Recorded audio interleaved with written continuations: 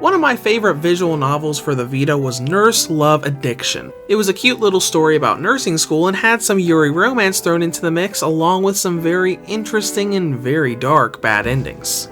That released about a year ago, but now we can experience the original game having finally been brought to the West for PC and PlayStation Vita owners. So, here is my review of Nurse Love Syndrome for the PlayStation Vita and PlayStation TV. The story of Nurse Love Syndrome takes place not in a nursing school, but an actual hospital. The plot is centered around a young woman named Kaori who was in a car accident at a young age, and as a result of being rescued, she dedicated her life to becoming a nurse so she could help others. Across the game, you're going to see her journey going from a graduate from nursing school into a fully fledged nursing position with all of the hardships, relationships with the other ladies of the story, and struggles that come with it. One thing I really like about this story is the same thing I really liked about Nurse Love Addiction. This isn't just relationship stuff and dating sim stuff. This is more of a really heavy nursing story with a lot of medical terminology and a lot of actual nursing information, with the dating sim and relationship part kind of taking the back seat and reserved for the off-work segments of the game rather than when she's at the hospital. And of course, it's nice to see all of the different routes and characters that this game's got. When you go down a different character route, you're not going to see the exact same game with all the exact same scenes except this character is here instead of this character. A lot of the game's stories completely change when you go on a different character route. The length of the game can drastically change depending on what character you want to pursue in your current playthrough and which ending you decide to go for. But there is one issue I have with the story, and that's the translation. Just like another game I previously reviewed that won't actually be up for another week or so, there are a lot of dialogue sequences here where there's a lot of text that isn't right. A word is misspelled, a word is missing, grammatical errors.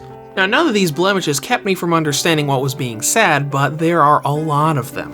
When it comes to gameplay, this is a visual novel with a lot of romance elements thrown into the mix in Yuri style. As such, you're going to be going through story scenes, but you'll also have a lot of dialogue choices, so you can change up the story and go down different character paths for whatever ending you want. First of all, there are 3 different versions of this game. White Love Syndrome, as it was originally called in Japan, was a PSP exclusive and never came west. It was then remade with additional content on the PSP as well as PC, but still Japan exclusive. The version we're getting here is the only one that's come out in the West for PC and PlayStation Vita, though do know that there is also a Switch version in Japan. I don't know if that version is going to have English text or not for you Switch players out there, but it's certainly an option you can look into. Progression in this game is just as you'd expect from a visual novel. For the majority of the game, you'll just be cycling through story scenes as you see the story play out in front of you. You'll only really interact when you want to save and load your data, or when a dialogue choice comes up so you can steer the story in different directions. And there are a lot of different directions you can steer it in. Around 6 main characters and a common route, there are over 24 different endings that you can get in this game, counting normal, good, and bad endings as well as special unique endings around a few of the characters that have endings that aren't necessarily good or bad and are unique to their special character trait. And to help you do this are a bunch of basic visual novel features like advancing and skipping text, saving and loading your data, and being able to go back to the album once you've cleared a game so you don't have to go through the entire game again if you want to see that one CG from the last ending you got. Though the biggest feature we have here are dialogue choices, and there are a lot of them. If you want to get on a certain character path, you're going to have to make some choices in favor of that character. Thankfully, most situations make it pretty clear as to what is the right and wrong situation and which choice leads to what character. Granted, it is a little tricky to get some of the off endings. I'm still trying to figure out how to get the bad ending for Hatsumi the Chief, but overall, if you're just trying to go through and get a normal or good ending, it's pretty easy to do so. And speaking of endings, let's talk about content and length because there's plenty of it here. When I got my first ending, I'd been playing this game for well over 15 hours. And right now I'm sitting at around maybe 23-25 hours, and I'm still less than halfway through getting all of the game's endings. So whether you want one ending or all of them, you're going to be spending a good amount of time in this game. Now let's dive into presentation. Graphically, the game's art is really crisp and looks really nice whether you got it on the little Vita screen or on the PlayStation TV.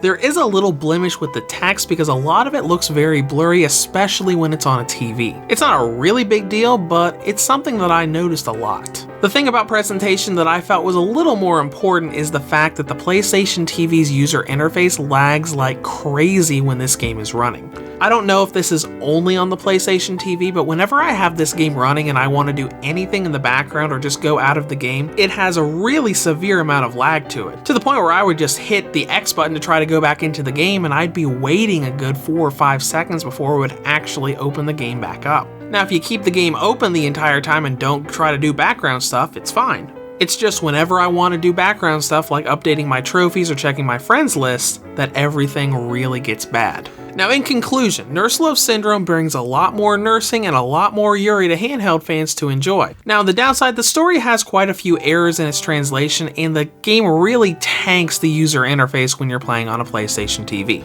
But whether you're a fan of Yuri visual novels in general, or just want to see the origin of this Nurse Love series, this game's got a ton of content and more cutesy romance that you'll know what to do with. Reviews to Go rates Nurse Love Syndrome for the PlayStation Vita and PlayStation TV an 8.5 out of 10. If you have any comments or questions, feel free to leave them below. Thanks for watching and have a nice day.